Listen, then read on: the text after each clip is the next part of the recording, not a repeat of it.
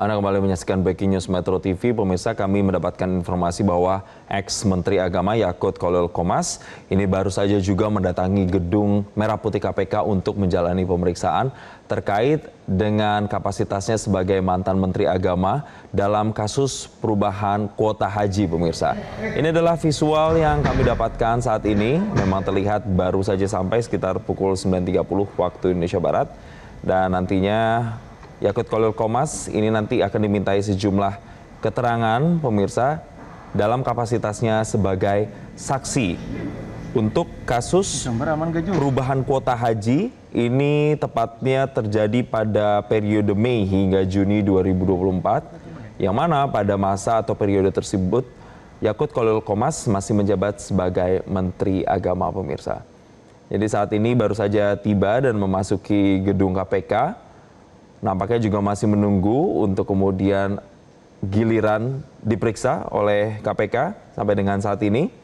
Dan tadi kami juga sudah mendapatkan informasi terkini bahwa siokianya pemeriksaan harusnya dimulai pukul 9, tapi karena baru datang sekitar pukul 9.30 waktu Indonesia Barat, jadi nantinya akan menyesuaikan. Dan pemirsa, untuk perjalanan kasus dugaan korupsi kuota haji di Kementerian Agama ini sendiri memang awal mulanya terjadi ini pada tahun 2024, di mana saat itu kalau kita mereview kembali, Arab Saudi memberikan tambahan kuota, ada sebanyak 20.000 kuota jemaah haji ke Indonesia pada saat itu. Namun Kemenak ini, pemirsa, justru membaginya untuk 10.000 untuk jemaah reguler dan juga 10.000 untuk haji khusus. 20.000 kuota itu dibagi menjadi yang tadi sudah saya sebutkan, dan pembagian ini dilakukan tanpa pembahasan. Ini yang kemudian menjadi salah satu permasalahan dengan DPR RI, sehingga dinilai melanggar aturan dan juga membuka potensi korupsi dan juga penyalahgunaannya, yang sampai saat ini masih dibuka penyelidikannya oleh pihak KPK. Jadi pemirsa, dari pengembangannya sekitar bulan Juni sampai dengan Juli 2024, kami mendapatkan informasi bahwa ditemukan ada sekitar 3.500 jemaah haji pada saat itu yang berangkat tanpa masa tunggu. Yang normalnya antrian ini bahkan bisa 11 sampai dengan 43 tahun biasanya orang untuk mengantri untuk beribadah haji, pemirsa. Dan akibat adanya temuan 3.500 jemaah haji yang berangkat tanpa masa tunggu itu, ada dugaan bahwa kuota ini diperjualbelikan secara tidak sah di periode tersebut, pemirsa. Dan ada sistem Siskohat atau sistem komputerisasi haji terpadu yang diduga juga dimanipulasi. Ini terkait dengan pendataan dari jumlah kuota hajinya dan jemaah haji yang terlihat sah atau terdaftar secara sah. Itu yang kemudian terus dilakukan pengembangan penyidikannya oleh pihak KPK. Dan berkembang lagi, pemirsa, kasusnya kalau kita melihat pada bulan Juli 2024, akhirnya DPR merespons dengan membuat pansus angket haji. Jadi DPR RI ini juga membentuk panitia khusus, pemirsa, atau pansus ini sendiri untuk kemudian menyelidiki berbagai dugaan-dugaan penyimpangan-penyimpangan tersebut yang sudah saya sebutkan tadi, bahwa ada sekitar 3.500 jemaah yang kemudian bisa berangkat tanpa masa tunggu yang dicurigai atau diindikasi ini ada penyalahgunaan data atau sistem di sana, pemirsa. Dan kemudian pansus angket haji tersebut juga menyelidiki data jemaah haji yang direkayasa, dan juga pejabat Kemenak ini diduga melakukan aksi tersebut, yang sampai dengan saat ini harus kita tunggu bagaimana proses klarifikasinya. Kita lihat, pemirsa, ini detik-detik kedatangan dari ex-Menteri Agama atau Menak Yakut Khalil Qomas. Nanti kita kasih ya. Sedikit ya, Gus. Saya akan sampaikan keterangan di dalam. Nanti Gus bisa dibagi 10.000. Dan pemirsa, untuk mengetahui informasi terkini di sana, kita kembali terhubung dengan jurnalis Metro TV Jose Nicole. Jose, bisa Anda ceritakan kembali detik-detik kedatangan ex-Menak Yakut Khalil Qomas dan apakah ada statement yang disampaikan?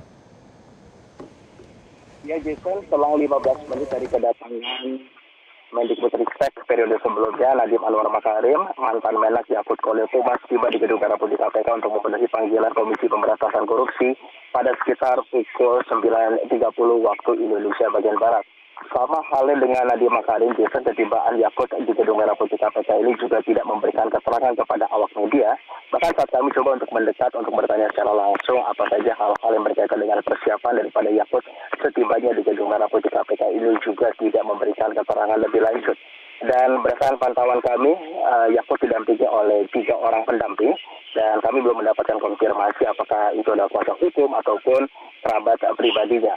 Dan setelah melengkapi administrasi di bagian resepsionis lobi Gedung Merah Putih KPK, lebih lanjut Yakut langsung membawa berkas berwarna biru dalam map berkas berwarna biru dan langsung menuju kepada ruang penyelidikan pemeriksaan untuk memberikan keterangan kepada pihak Komisi Pemberantasan Korupsi.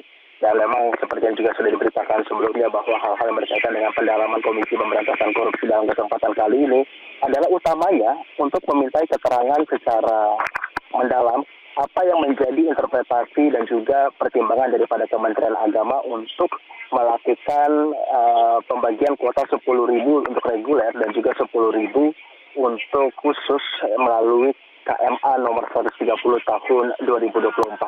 Di sini merupakan pokok permasalahan yang hendak didalami oleh Komisi Pemberantasan Korupsi. Apakah nantinya ada dugaan tindak pidana korupsi berupa penyalahgunaan kuota haji untuk diperjualbelikan dari agen travel dalam konteks kuota khusus tersebut, Jason? Ya, Jose, kami ingin konfirmasi lagi. Apakah ini pemeriksaan yang pertama yang dilakukan kepada Yakut Kolil Qomas? Ya, berdasarkan informasi yang kami dapatkan, Jason, ini merupakan panggilan pertama kepada Yakut Kolil Qomas untuk selanjutnya dipenuhi oleh pihak daripada Yakutnya sendiri untuk pertama kali hadir. Maksud kami adalah konfirmasi bahwa ini pertama kalinya mantan Menag itu hadir dalam panggilan Komisi Pemberantasan Korupsi, Jason. Baik. Sebelumnya apakah juga Anda tahu sudah ada pihak-pihak dari Kementerian Agama yang pernah diperiksa sebelumnya terkait dengan kasus pembagian kuota haji ini? Ya, Jason, berkaitan dengan pemanggilan saksi, memang Komisi Pemberantasan Korupsi sudah memanggil sejumlah pihak, ya, terutama Dirjen Penyelenggara Ibadah Haji itu Hilman Latif dan juga pihak daripada Asosiasi Muslim Penyelenggara Haji dan Umroh Republik Indonesia, Sekretaris Jenderal Ampuri Muhammad Farid Ajlawi, dan juga Asrul Aziz selaku Ketua Umum Kesturi, yaitu Kesatuan Sur Travel Haji Umroh Republik Indonesia. Dan hal-hal yang berkaitan dengan apa saja yang diminta keterangan tentu apabila kita melihat kepada Hilman Latif menjelaskan lebih lanjut bagaimana pertimbangan daripada pengalokasian kuota tersebut oleh Kementerian Agama dan berkaitan dengan pemanggilan daripada Sekjen Ampuri dan juga Ketum Kesturi, ini tentu keduanya dimintai keterangan terkait dengan penerimaan kuota haji khusus dari alokasi tambahan tersebut dan pemanggilan ini mengindikasikan bahwa adanya pendalaman yang dilakukan oleh Komisi Pemberantasan Korupsi terkait dugaan adanya penyalahan prosedur penyelenggara perjalanan ibadah haji ini dalam jual beli daripada agen travel untuk kuota khusus tersebut. Jason. Jose, kita tahan dulu sejenak informasi dari Anda karena kita akan sama-sama mendengarkan kembali apa yang disampaikan oleh ex-Menteri Agama Yakut Kolil Qomas setibanya di gedung KPK berikut ini.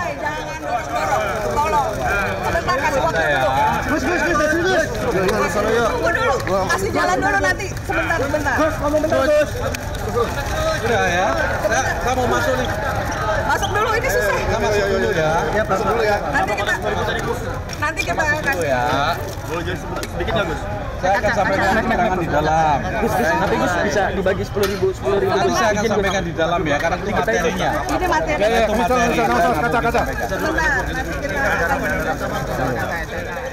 Ada tekanan dari politik nggak sih, Gus? Ya, lalu Jose, apakah Anda juga sudah mendapatkan informasi misalnya dari pihak KPK untuk materi pemeriksaan hari ini terhadap Yakut Kolil?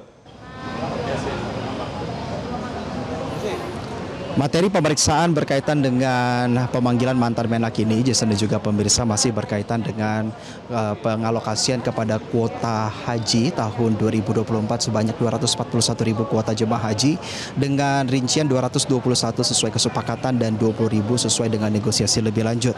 Tentu KPK menindaklanjuti daripada temuan Pansus Haji dan juga Komisi 8 DPR RI pada saat itu yang mempertanyakan legalitas daripada interpretasi KMA nomor 130 tahun 2024 yang memisahkan menyertakan 10.000 untuk tambahan khusus dan 10.000 untuk yang reguler. Karena apabila kita mengacu kepada peraturan perundang-undangan, Jason, memang sejatinya seharusnya jumlah kuota khusus itu hanya harus berjumlah 8% dari total 241.000 dari yang diberikan.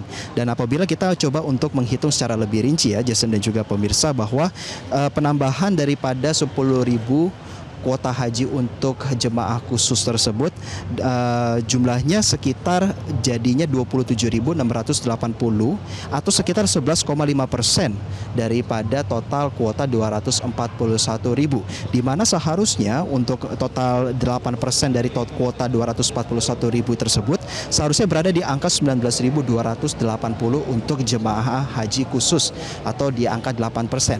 Dengan ditambahnya 10.000 tersebut, maka total kuota jemaah haji khusus pada penyelenggaraan haji tahun 2024 menjadi 27.680 hingga melampaui angka sekitar 3,5% yang sudah tidak sesuai dengan peraturan perundang-undangan. Jason.